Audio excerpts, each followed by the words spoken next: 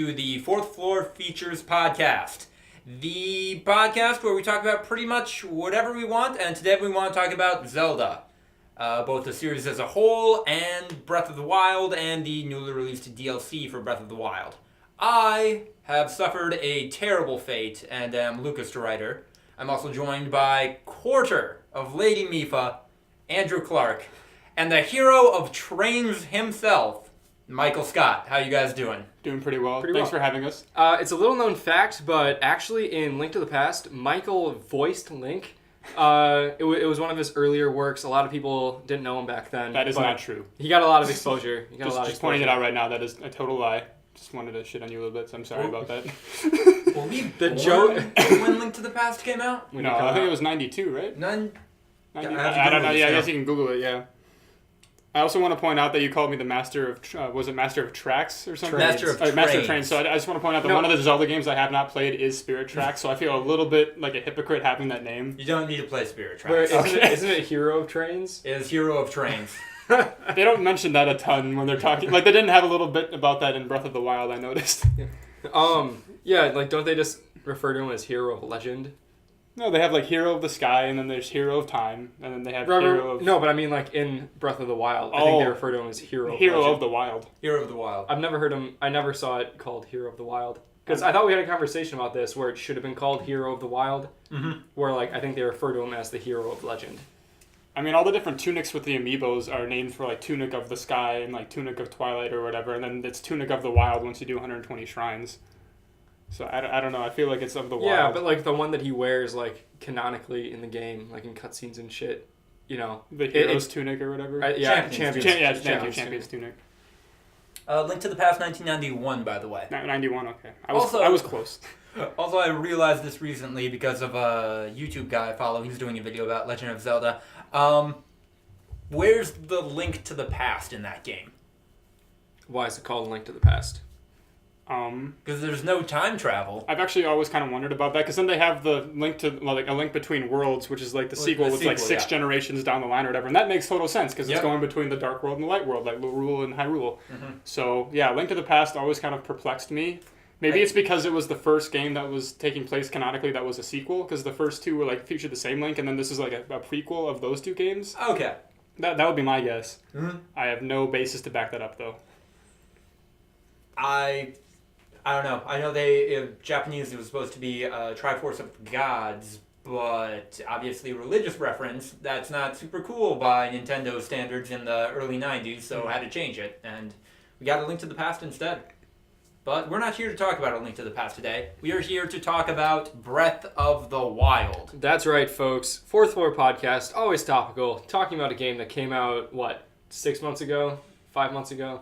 The DLC came out. I don't know. The DLC came out a week ago. Ooh. Basically just adds an arena mode. And some cool new outfits. I actually just got Majora's Mask, and... I still haven't gotten Majora's Mask. I got Mendes' helmet, though. Majora's Mask, it's enemy camouflage. Does it work on all enemies, like all Lionel's? enemies, Even Lionel's? I think Lionel's, yeah. They don't see you? They do, but they don't realize you. they're an enemy, yeah. They don't attack you? He's gonna hang out. Huh. Sniff at you a lot, but that's whatever. Yeah. That's what animals do. So Breath of the Wild's a good game, right? Like... Yeah. I think so. And one of the best games I've played so far. I'll second that. Yeah. Like, it's very different from the kind of games that I usually play. Like, I've seen you play a couple Zelda games. I played some Zelda games on my, Nintendo Game Boy, like, way back in the day. I know, like, I never played a lot of the Zelda games that were really popular, and so people hate me for it. But I know that Zelda games are typically not my style of game. I recognize that they're great, but they're just not my style.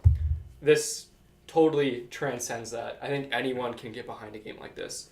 It's so good. It's kind of like a perfect game in terms of like gameplay and scope. Maybe not in story, but that's kind of the charm, is that it's very open ended. It's not really a Zelda game technically. Like 30 some years of establishing a formula. This one throws all of it out the window and is maybe most similar to the first one, which has kind of no story. Well, very little story.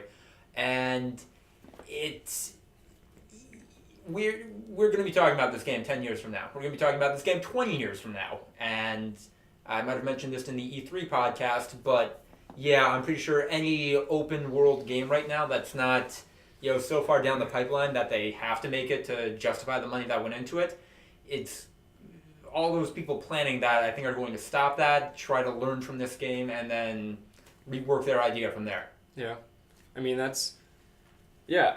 I still, for me, like, my favorite video games are very story-driven, they're very cinematic, they're very scripted, almost, unless it's, I'm talking about, like a Grand Theft Auto or a Red Dead Redemption, which are still very, like, story-driven, still very, like, scripted in terms of story, just open world. But, like, the beautiful thing about Breath of the Wild, I think, was that I got to kind of feel like I was creating my own story. Like, I role-played as Link because there was such, like, this world and this character were so impressionable. I was able to sort of, like, create this story of, like, what I was doing. And, like, it, I got one hell of a kick out of it. What did you think? It's kind of interesting because I come at it from a very different perspective. I played all the Zelda games when I was a kid, at least on the console. Like, my first game was actually the original back before we even had a GameCube. My dad had an NES, and we would play that when I was a really little kid. And then we got a GameCube, and I played Wind Waker, and then subsequently I played Twilight Princess, and then, Skyward Sword, and a bunch of the other ones. I played Ocarina of Time on the Wii. So, like, I've played a lot of the different canonical games, and, like, on the console or whatever, and, like, I really got used to that formula, and I got very comfortable in the formula. And, like, I loved Skyward Sword, and I loved, like, when that came out, I was kind of hoping for it to be a little bit more open, like, because Twilight Princess was a very large map, and there was a lot of, like, extra content, like, on the side and whatnot. And then they got very, like, into the minutia with Skyward Sword, whereas, like, there was, like, a bunch of hidden things, but the world itself was just too small for my taste. Mm-hmm. So then with this game, it was, like, they just sort of threw the whole rule book out the window, and they kind of did this new thing where they, like, focused almost exclusively on the side quests, which was always kind of my favorite, like, part of playing a Zelda game. So, like, even for me, who's, like, more of a traditionalist, I guess, and that I've played a lot of those games, like, I really enjoyed just the open world aspect of it. I liked how weird it was, Mm-hmm. Like, just unapologetically fantasy weird. There are fish and bird people running around, and nobody, like... cares. Nobody says nothing about It's it. like an episode of BoJack Horseman. Yep. Well, then you got the rock people, and then the women people. The craziest of all. Yeah. Are they the craziest? Yeah. But no, that was a thing I saw on the internet. Like, oh, wow. Oh, the internet, yes. The internet. Twitter, I think it was. It's like, all these wacky, alien-esque races in Legend of Zelda, and then one of them was just women. So it was like, rock people, fish people, jacked bird people from the desert. Women. They are jacked. They are impressive. Yeah, their abs are scary. Perfect. Scary is an operative term. Perfect human specimen. Okay, there you go. We got a female version of Michael living out in the desert. Shut it now, you.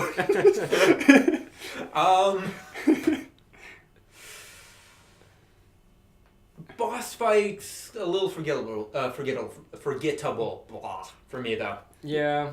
Yeah, it kind of felt like cut and paste almost. I mean, like, when you have such a large world, you have to fill it, like, with so much content sometimes. I feel like, yeah, they fell a little bit short in, like, having unique bosses and unique... I mean, like, you have, like, the 4 different types of, like, overworld kind of, like, mini bosses, and then you have, like, the ones in the dungeon, and they're all fairly, like, similar to each other, so it felt a little bit repetitive.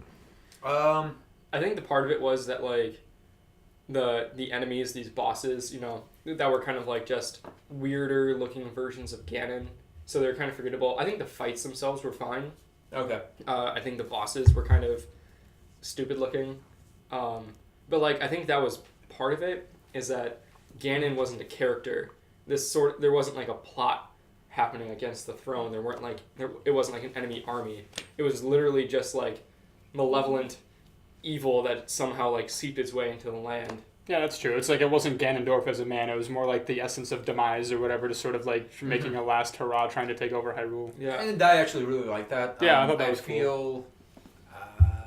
The Twilight Princess remake was the last Zelda game I played before going into this one. I played a bunch of them. And in that game, I almost feel as though Ganon wasn't a great character. Like, he was kind of shoehorned in, and I mean, they gave him like motivation for why I was doing this stuff, but it wasn't very good. So I like in this game that the bad guy is just destruction. Just like, well, calamity. Yeah. I really appreciated that, even though a lot of the time I don't care for that in the villain. Yeah, but I mean, like, there were little bits of Ganon scattered throughout the countryside, you know, the calamity that had, you know, was just sort of in ruins and shit. Yeah. The enemies, even like the little bokoblins and lizzles and whatever the fuck.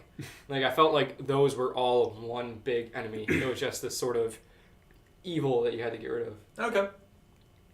Which is one aspect of why I'm really looking forward to the second DLC, which I've heard now is taking place after you defeat Ganon, which I really like. This is going to be the first Zelda game, to my knowledge, that has a post game, so I'm really looking forward to doing that. So That sounds really, really cool. Yeah.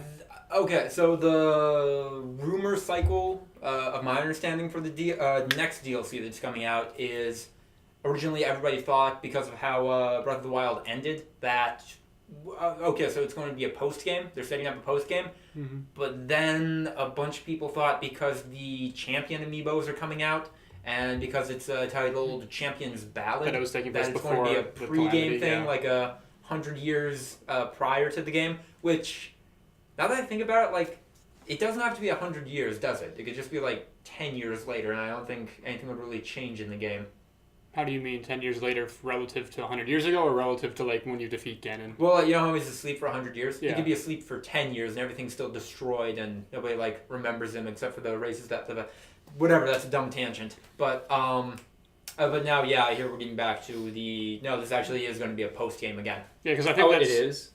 That's the dominant rumor now. Yeah, did Dionuma confirm that, like, at some Paris conference? I thought he tweeted it, or... I don't know. I don't really follow it all that much, but I saw something about that. It's been confirmed now. He was in Paris? Do you think Jade went and saw him? I don't know. Maybe. We can only hope. We should ask her. Get her on the phone. She's asleep. It's 2 a.m. over there. We digress. I'm sorry, Lucas. He's also in Paris. I mean, come on. If there was ever a place to be awake at 2 in the morning, it's Paris. She got drunk in a park the other night with some of her dorm friends and then just walked home.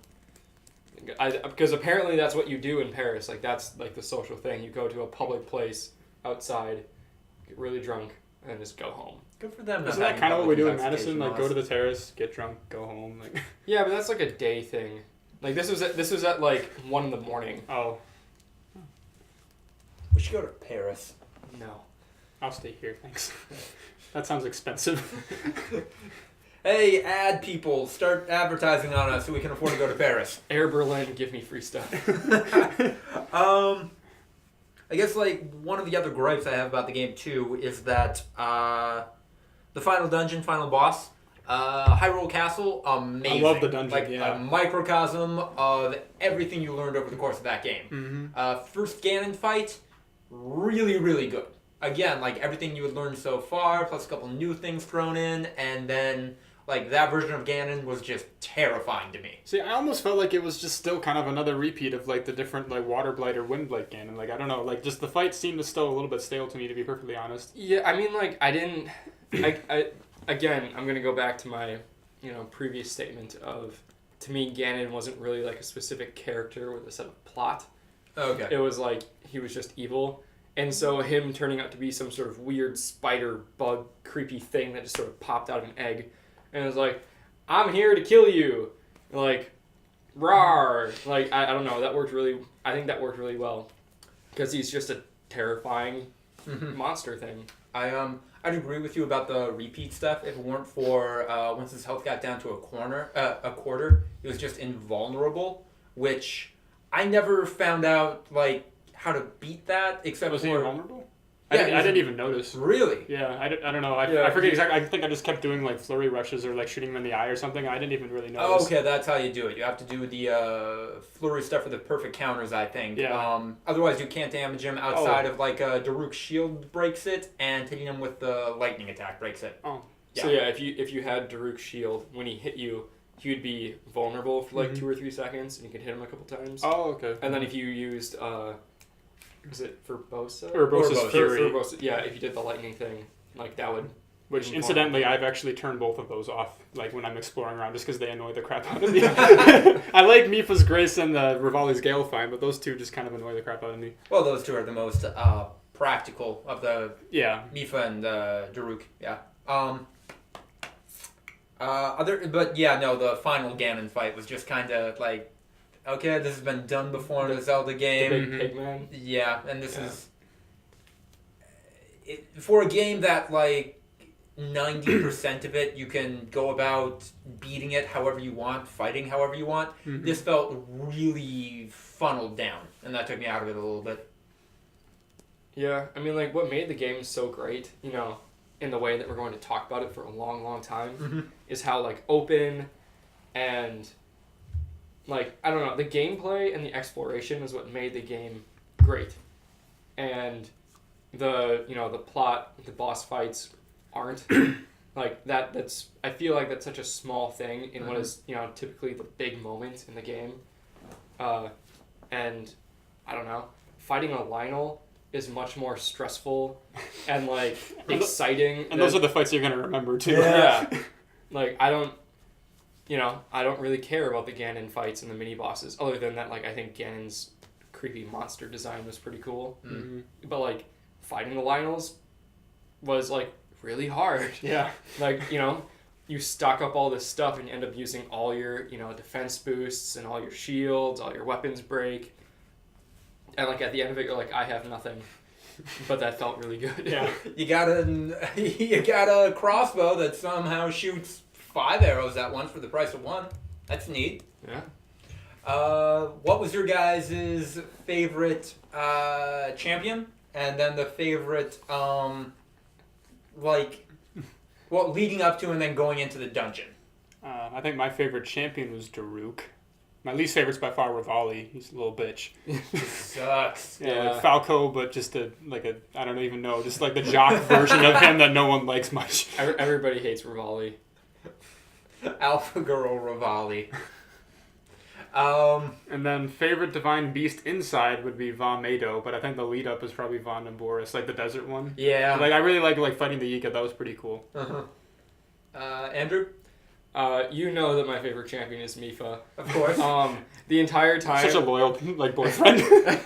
The entire time that I was playing the game, after the, you know, Mipha plotline was done, because I went to, the Zora's Domain was the first divine beast. That's the one I did first as well. Yeah, that was the first one I did.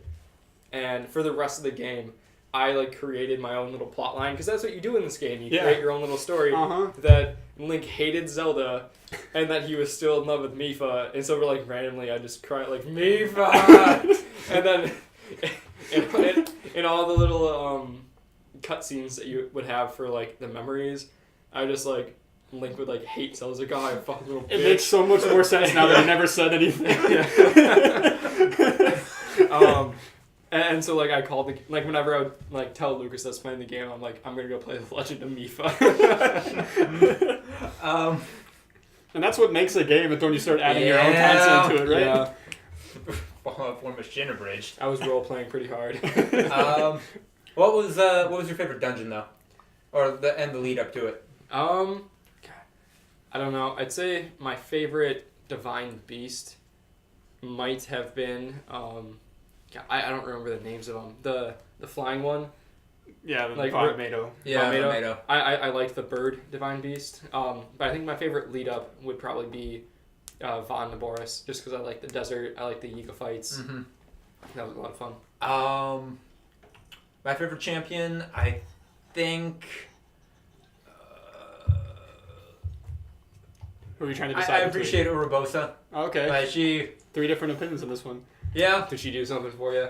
Is it because she does a lot for me? Is it like how jacked she is and a woman like? Yep. Well, not that she fucking references other Zelda games. Yeah, that's always really awesome for the people who've been playing Zelda for a while. Yeah. Like, especially that one memory where Zelda like lists off the other heroes that have been like holding a Master Sword. It's like, yes, finally.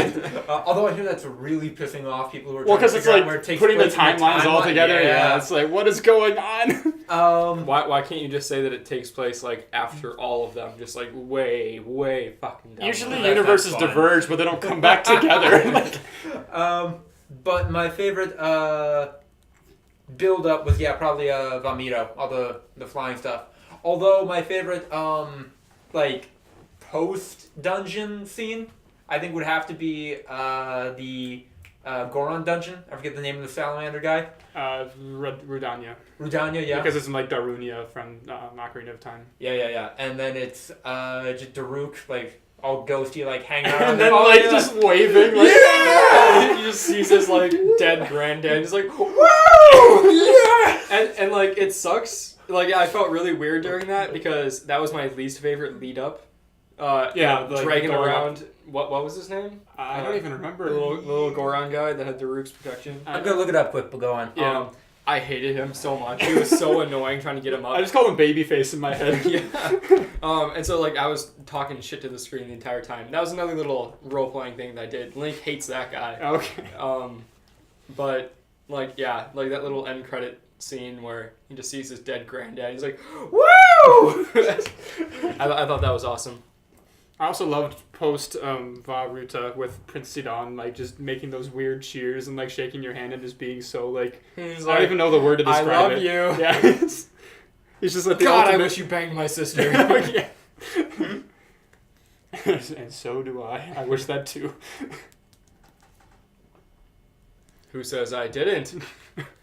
Mifa. I mean, she laid some eggs. Who's to say what I did after that? Well, oh, come What on. if the second DLC is like finding the lost eggs? Oh. And then there's like a half fish, half like alien. Yeah, little link fish hybrids. It's Can kind you of cook those up and mix them into your recipes? plus 20 hearts. Oh, God. Kind of reminds me of the Honest trailer where like what did they call me, like how would we even how would we even yeah. I like how they didn't even finish the game when they made that Honest trailer. They're like, it's perfect unless it gets really bad in the end. We don't know. Yeah, we honestly haven't even finished it yet. It's pretty big. It's pretty long.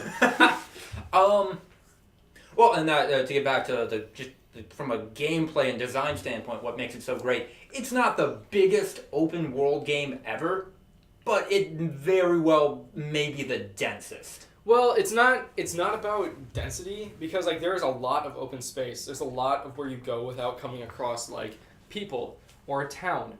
But there's a lot of stuff to do in between. There's little enemy encampments, climbing. You know, the verticality. I do love the climbing aspect. Yeah. So like rain. Yeah. God, I hate it. It rains so much. Climbing takes a lot of time, and it takes a lot of like paying attention. So it makes the game feel a lot bigger than what it actually is, and it's a lot of fun. It's like a really cool gameplay mechanic that isn't in a lot of games. I guess what I noticed playing it, and that I can't say for the majority of open world games that I have, if I can rotate the camera 360 degrees, and in Breath of the Wild I could rotate the camera 360 degrees and always see something that like was interesting or like merited investigation. I can't say that for most games, for most open world games, and that's what leads me to say it's one of the densest. Or you always see something that like you can do. Yeah, I think one of the things that kind of like almost gives the illusion of density sometimes too is like you're talking about how there's all these open spaces and like that's very true. But then you get to certain areas where like not only do you have like a really dense spot where maybe you have like 3 different Korok seeds and there's one tiny little like copse of trees, but like you can have the verticality aspect where you have stuff like on a mountain that's just right above that. So it's like you have these things that are stacked like all in the same area. It feels so like just 3-dimensional, like more so than any other game I've ever played. Yeah, flying, like you can't fly very far. But like depending. But I mean you can cheat your way using fire arrows. Wait, what? Oh, you've never tried that with like the Birdman contest or whatever, where you try to fly as far as you can, and if you like keep shooting fire arrows at the ground and like pull out your glider, you can like fly on the thermals. And and then if you just keep taking stamina, like you can fly forever. Okay, so it's like. So like the test was like how long can you go without touching the ground? No, it's like how far you can get from the tower. Yeah. Okay. The shitty thing is though, the reward maxes out at as 300 rupees. Oh, I thought it was 100 rupees. 100 rupees. Yeah. Oh, so there's no reason to keep going. Well, internet bragging rights. Also, if it starts to rain, fire doesn't work as well. So again, I guess that's one complaint about the game is that it rains too fucking much. I don't like in a lot of games, like Grand Theft Auto, for example. Not so much Fallout because Fallout you have to walk everywhere, but like in Grand Theft Auto you have cars, you have planes and helicopters and all that stuff, And so like those worlds might be bigger in terms of like geographic space, but it doesn't take you very long to get from one end to the other. You know how long it would take you to get from like the most west point to the most east point? I think it's about 45 minutes or so. On horseback? 45 minutes? I think, like, ballpark.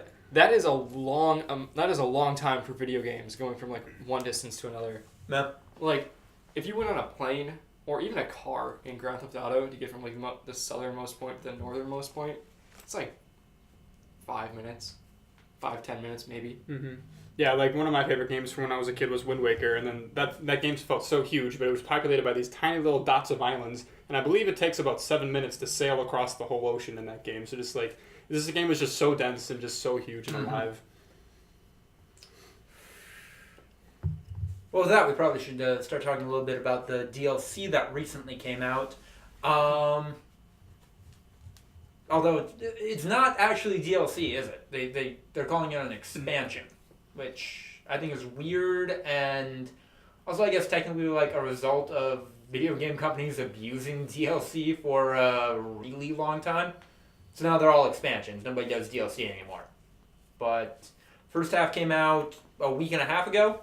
Master Sword Trials and the new masks outfits, as well as the hard mode and heat map and and teleporting jewel. Yep. How much did that cost, by the way? $20. $20. Well, you can only buy the expansion. You can't buy like the part 1 that just came out. Oh, and the part $20 is both parts.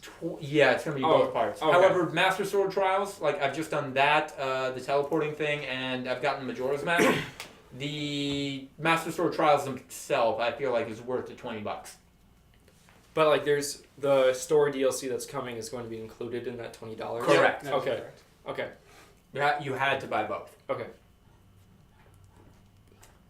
Tell us about hard mode. Like, how far are you in, hard and how hard is is it? Well, we were just talking about this before we actually started recording, but Master mode, right? That's what it's called? yeah, master mode. Okay. Well, I mean, first of all, it's just really depressing because all the loading screens, instead of being white and black, they're red and black, so that kind of scares me a little bit.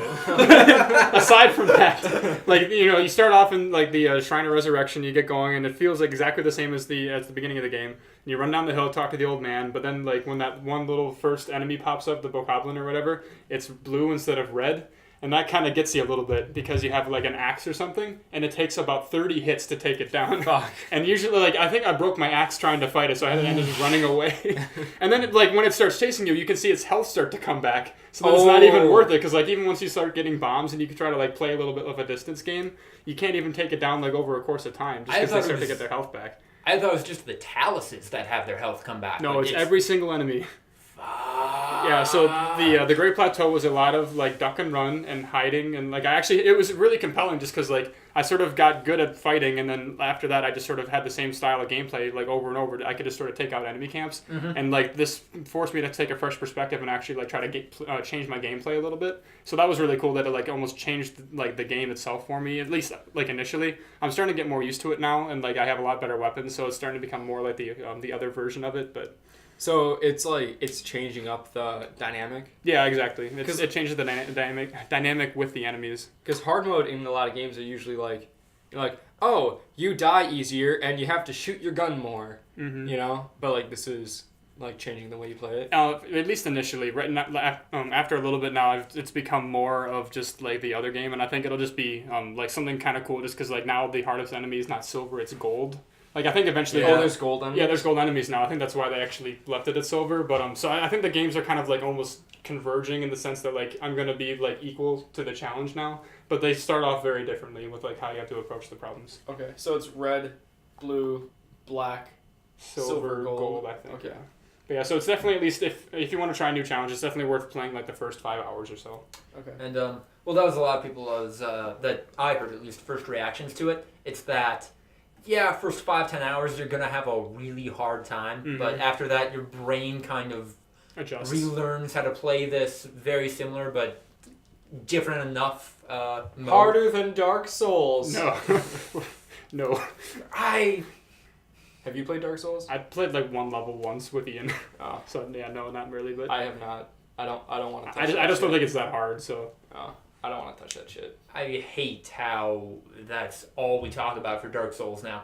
And have ever. We can't have a conversation about the narrative, the setting, the interesting things it does with mechanics. No, it just has to be 100%. This is a difficult game, and I'm a hardcore gamer for playing it. Well, I mean, like, Dark Souls actually kind of ties in to this game, because, like, I read a lot about The Legend of Zelda and, like, the influences that went into it, and The Legend of Zelda, like, in its early form, inspired so many games. Well, it invented the open world genre. Right, and, like, you know, I don't know, just games like Dark Souls, The Elder Scrolls, Demon Souls, just so many of these open world fantasy type games are, like, and, like, the editors, or not editors, the developers admit it, were inspired, like, incredibly strongly by The Legend of Zelda. And the developers for the Breath of the Wild admitted that, like, they were inspired heavily by, like, Dark Souls and Skyrim. So it's this whole sort of, like, cyclical thing of Legend of Zelda inspires all these games. These new games come out that sort of build off of what The Legend of Zelda had been. And then Legend of Zelda comes back and is like, you know what? Let's refresh everything. And then they sort of build on what had been built off of itself. And now it is better than that. I don't know. It just, I can't wait till The Legend of Zelda 20 years from now is again the best thing that ever is made, because a bunch of games learned from Breath of the Wild, and Zelda 2024 learns from those games. That does merit the question, though. How do they possibly follow this up? I don't know. I mean, you said it yourself that, like, this game sort of threw the formula out the window, and I'm kind of wondering if they kind of have to go back to it, because I don't know, The Legend of Zelda, I don't know, what's a good Legend of Zelda name? Like a name for a character? Like No, a title? For a title of the game. Like Ocarina of Time? Let's create, like, a hypothetical Zelda game. Oh, I see. Okay. Legend of Zelda, the ceiling... Trumpet of Space. The Trumpet of Space. Just literally like a Mad Lib. The thing of the thing. It's an instrument and then a metaphysical concept. The Trumpet of Karma, how about instead? Legend of Zelda, the Harmonica of God. Yes. Any one of these games, you know, whatever year from now, I actually totally lost my train of thought. I have no idea where I was going. Yeah, no, I lost it. Let's just forget about what I was saying. Okay. I had kind of a thought for something they could maybe do as a sequel that would be interesting. And so this game is the most similar to the original Legend of Zelda. However, the sequel to that one, Link's Adventure... We're going to talk about the dark horse of the Zelda franchise. It's way different. Andrew, I know you haven't played it or probably ever seen anything of it, but it is it's side-scrolling... Is it the Mario 2 of The Legend of Zelda? Oh, wait, hold on. I like Mario 2. Except I'm not saying it's bad. Oh, it's bad? Have you played it, Lucas? I've played a little bit of it. I've played a fair amount of it. It's not horrible, but by comparison, it's probably the worst Zelda game. I remember what I was going to say now. Oh, go ahead. I was just going to say that you said it before that they threw out the formula when they were making Breath of the Wild. And so I think there's 3 different options.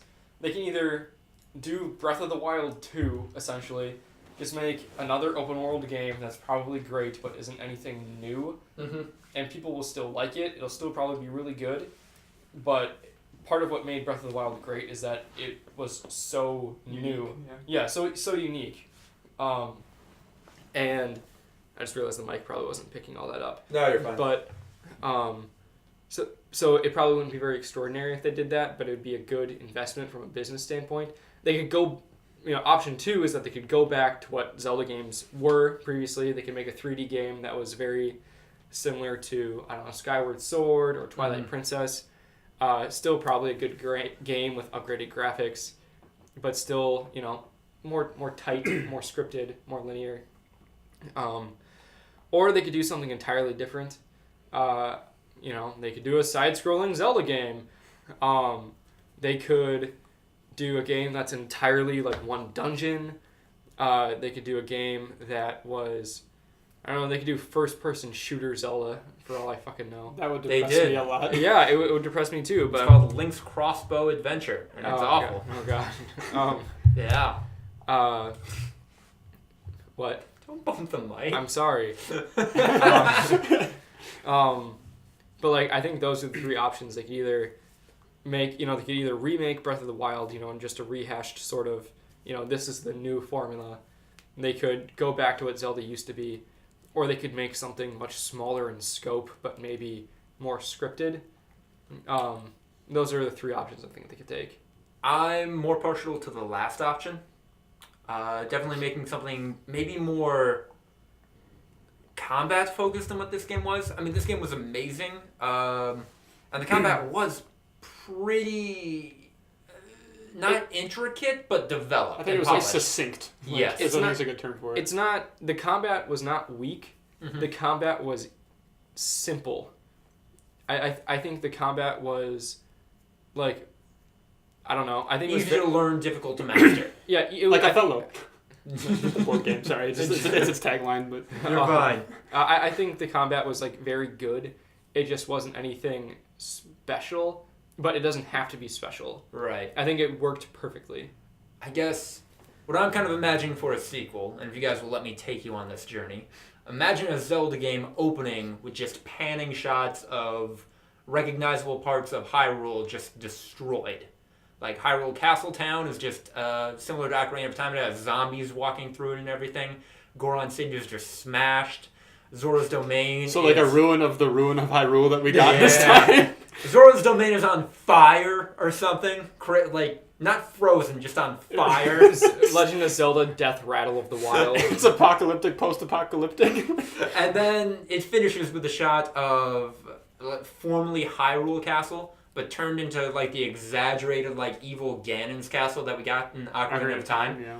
And then the camera immediately cuts to what is very recognizably a dungeon on the lowest floor of the castle, and a hooded figure like getting up off of the ground, pulling a knife out of a skeleton that's very obvious they used that knife to kill themselves or something, stumbling through the dungeon, working their way through it, fighting a couple of enemies with just a little dagger, maybe getting some bigger, heavier weapons that feel more clunky to use than what the quick little weak dagger was, and then finally getting to the exit of the dungeon, and then there's a larger moblin or some other kind of boss guarding the door, and it's got like keys or something on its belt, so it's like the dungeon keeper or whatever, and then you like take him down and he dies, and when he turns into a puff of smoke you get like another heart, like for all Zelda bosses and mini bosses. Are you going to take us through this entire game? Because I feel like this is the first 15 This is just the trailer. minutes. This is the trailer. And then, like, there's one locked gate. You try all the keys on it. None of them work. But then, like, a holy Triforce light envelops the area. The door goes up. Cloak falls back. And you're playing as Zelda. And it's Legend of Zelda, Zelda's Redemption or something. Legend of Zelda, Zelda's Zelda. That game had better have Sheik in it. The Legend of Mipha, the Mipha of Mipha. And I don't know, maybe like going through they had this idea for Ocarina of Time originally, but never went through with it. Like you're going through the castle, and there are like pictures or paintings of these different areas now in ruin, and you go over there, and you can't really like interact with people because you're a ghosty person or something, but you have to figure out what's going on there, like working your way up the tower, fixing shit. I don't know. I think it'd be interesting. Very kind of like. So are you in this? Ideological Legend of Zelda game. Hypothetical, yes. Are you saying that like you'd start in the lowest level of the castle and like you have to, and the game is you're working your way up to the top of the castle? Yeah. Okay, And so then, you're not in Hyrule, you're just in the castle. Just in the castle. Okay. But then the paintings kind of like take you to like these smaller areas of Hyrule where you have to like whatever like boss or mini bosses over there, you gotta kill them maybe. Or it could all just be in the castle. That would be really interesting too if you were working your way up, 50 or 100 floors or something. So the opposite of the Master Trials. What do you mean? Because the Master Trials, we like start out, kind of at the, root of the tree, and I assume you're like working your way down through like all these different floors, like 100 There's no really floors. like a spatial thing in the It Master just Trials. sort of is like, the Sheikah were so advanced they had like their own alternate dimension kind of thing. I think you're inside the sword. I haven't quite figured that out, because doesn't Fi live inside the sword, like from Skyward Sword or whatever? Maybe that's like you get a nod to that once you beat it, but I'm not and sure. then like Zelda talks about talking to the sword, but that's a digression. But Yeah. What's that sword? You want me to kill my family?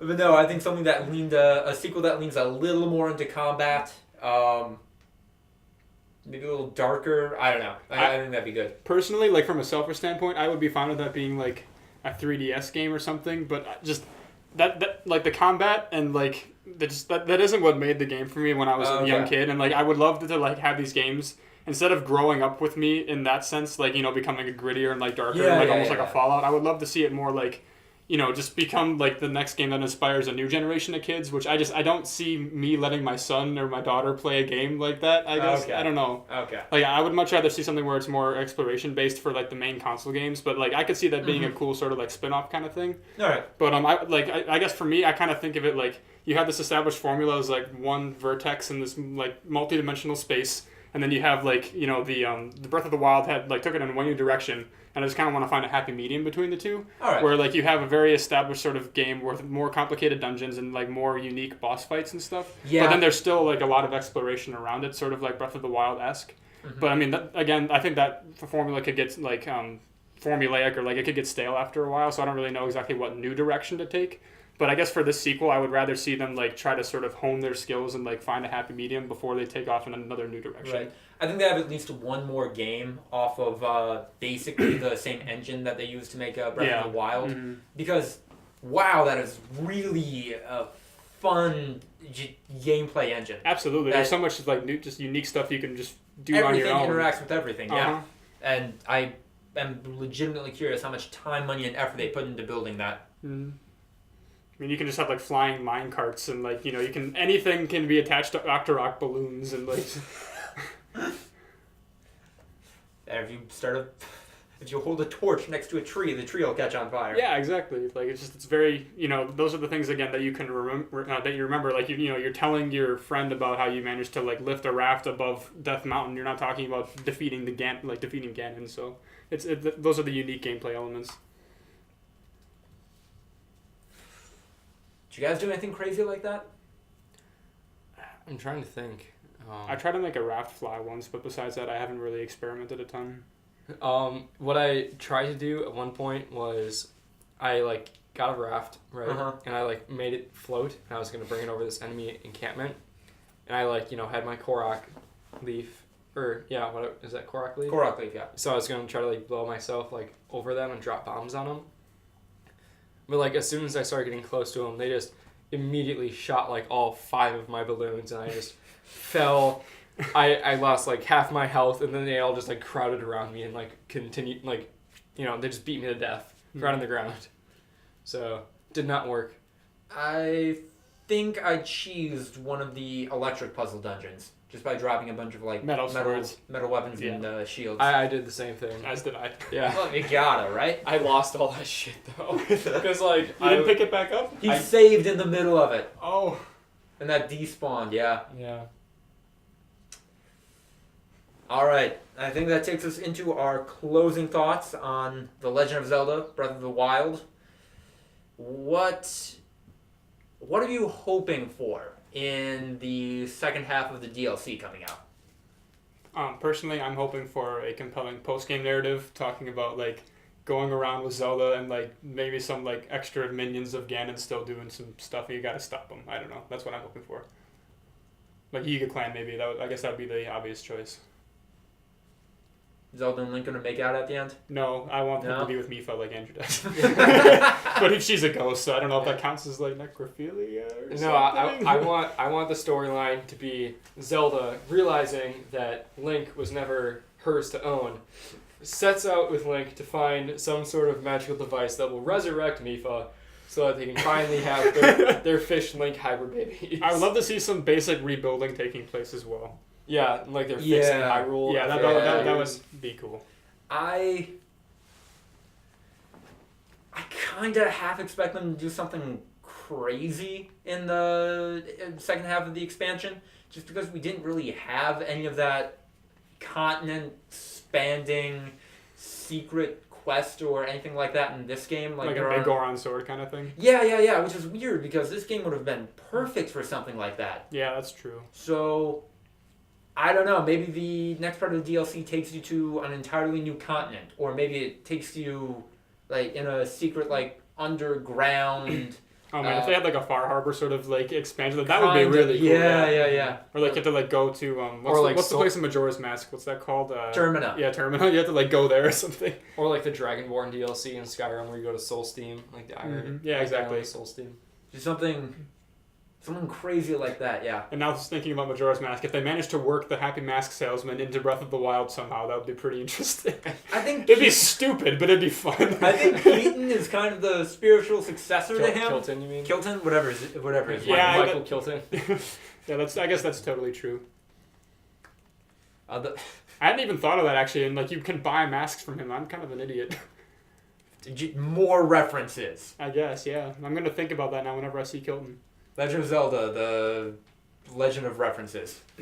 Breath of References. We'll give you some time to work on that one. Violin of References.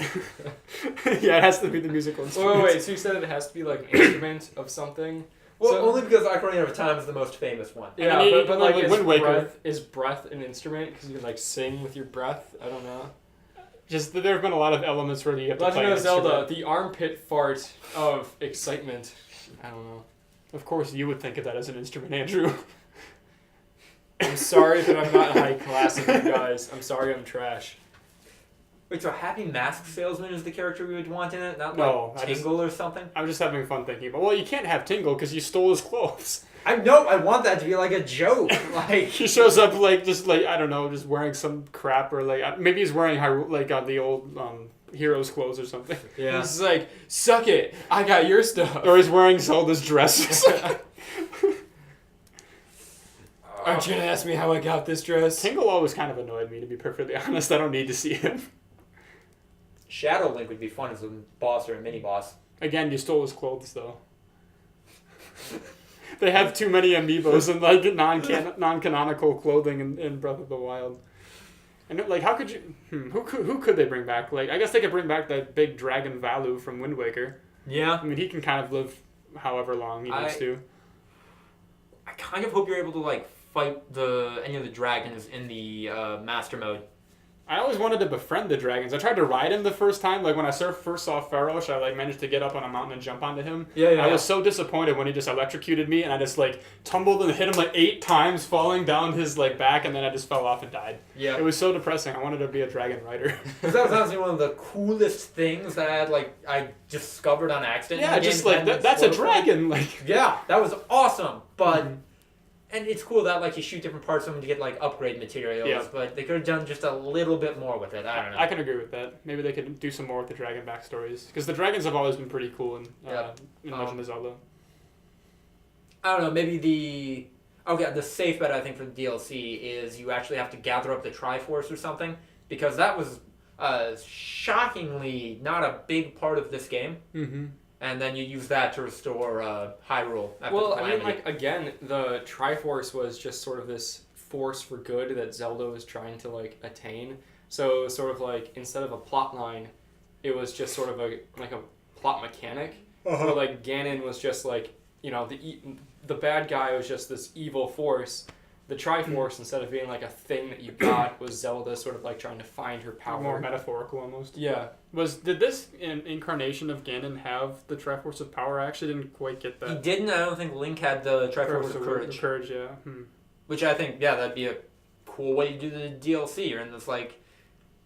That wouldn't surprise me, You had to lock the Triforce away on this one island and broken into 3 parts. And you have to defeat these 3 bosses through these 3 dungeons to get them, and we use that to restore Hyrule to its former glory. That would be a heck of a lot easier than like cleaning up manually. It kind of makes me think of like the last Harry Potter movie when Filch is like starting to just sort of sweep up after the Battle of Hogwarts or whatever. Yeah. It's like that's going to make very little difference. I don't know why you're doing that, but you always got a MacGuffin that shit. Yeah, so that would make a lot of sense. I wouldn't be surprised if they did something kind of like that.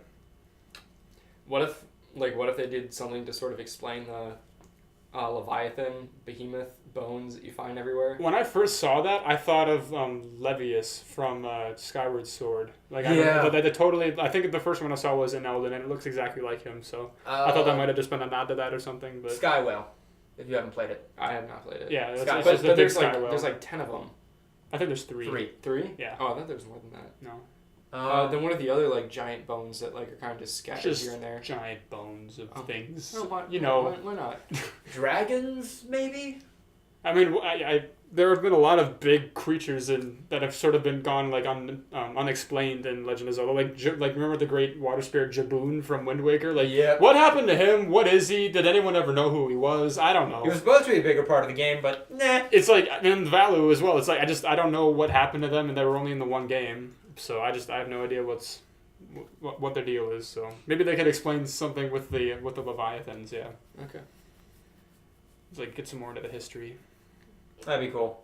or just explain the timeline placement maybe with the DLC. No, we need like 2 more. We need another DLC on top of this one. One finishing like post game stuff, and the other one explaining how we got to It's this just game. like the DLC is just a cutscene of Zelda laying out a big book and saying, "All right, guys." It's here's just what a happened." video. I put in It's just a another- YouTube video that Zelda made. It's like her setting up a camera. It's like, "Hi guys, this is my unboxing of the history of Hyrule," and I put in another $20 for Ren Fair YouTuber Zelda. And on that charming note, we've already gone way over time, so thank you all for tuning in. Be sure to like this video and subscribe to this channel. Also check us out on Facebook, Twitter, Tumblr, and whatever dumb other social media Andrew's about to shout out because I see that smug look on his face.